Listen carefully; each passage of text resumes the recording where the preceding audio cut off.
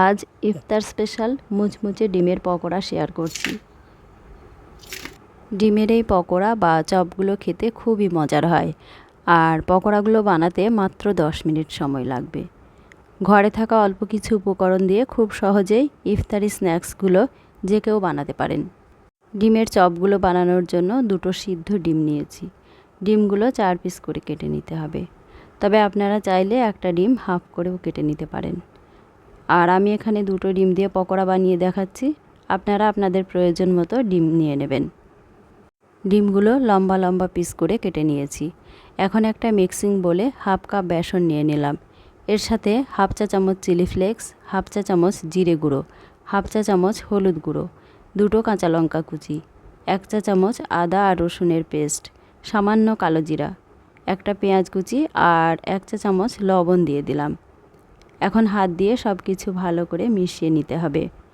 প্রথমে এইভাবে একটু মিশিয়ে নিলে ব্যাটারটা খুব তাড়াতাড়ি রেডি হয়ে যায়। ভালোভাবে মেশানো হয়ে গেছে। এখন অল্প অল্প করে জল দিয়ে একটা ব্যাটার বানিয়ে নিতে হবে, তবে জলটা একবারে বেশি দেওয়া যাবে না, এতে করে ব্যাটারটা বেশি পাতলা হয়ে যেতে পারে। নর্মাল চপ বা বেগুনি ভাজার জন্য আমরা যেরকম ব্যাটার বানাই তার চেয়ে একটু ভারী ব্যাটার হবে। আর এই ব্যাটারের সাথে একটু ধনেপাতা কুচি হাতের কাছে থাকলে দিয়ে দিতে পারেন, খেতে বেশ ভালো লাগে। ব্যাটারটা বানাতে আমার এখানে হাফ কাপ জল লেগেছে, তবে আপনাদের একটু কম বেশি লাগতে পারে। ব্যাটারটা আরও একটু ফেটিয়ে নিয়ে ডিমের চপগুলো ভেজে নেব। এর চাইতে আর বেসনের ব্যাটারটা বেশি পাতলা করা যাবে না। ডিমের গায়ে যাতে ব্যাটারটা লেগে থাকে সেদিকে খেয়াল রাখতে হবে। এখন ডিমগুলো এইভাবে ব্যাটারে কোট করে নিতে হবে।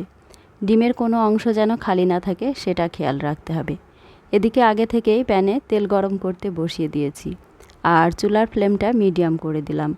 এখন একটা একটা করে ডিমের পকোড়াগুলো তেলে দিয়ে দিলাম। ডিমের চপ বা ডিমের পেঁয়াজগুলো ছাড়ার পর একটু অপেক্ষা করলাম, তারপর এক পিঠ হয়ে গেছে, একটা একটা করে উল্টে দিচ্ছি। এরপর 2 পাশ থেকে অনবরত নাড়াচাড়া করে উল্টে পাল্টে ডিমের চপগুলোকে ভেজে নিতে হবে। ডিমের চপগুলো নাড়াচাড়া করতে করতে যখন গোল্ডেন কালার চলে আসবে তখন এগুলোকে তেল থেকে তুলে নিতে হবে। ডিমের চপের তেলটা ঝরিয়ে নিতে হবে ভালো করে। দেখেই বুঝতে পারছেন ডিম চপের উপরটা কতটা ক্রিস্পি ক্রিস্পি হয়েছে।